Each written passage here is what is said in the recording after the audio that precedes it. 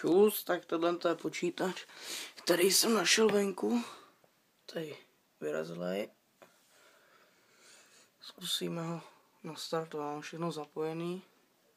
Tak uvidíme. Jsem to akorát vyčistil vysavačem, otřel hadrem, nic jiného jsem s tím nedělal, tak zkusíme.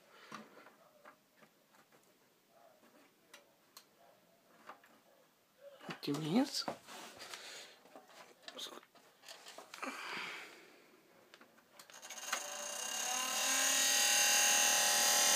Stačilo se nám tady chlazení.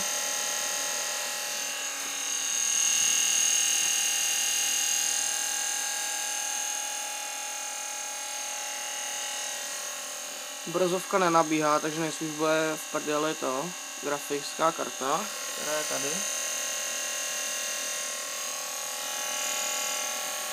Zkusíme dát do pořádku.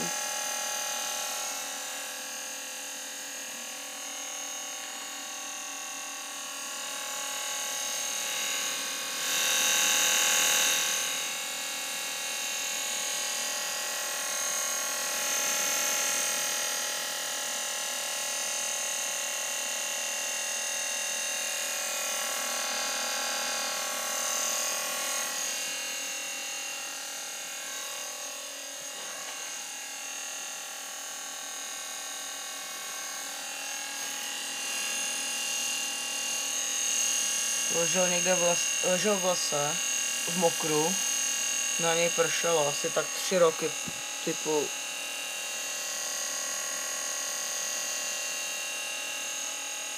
Takže čus.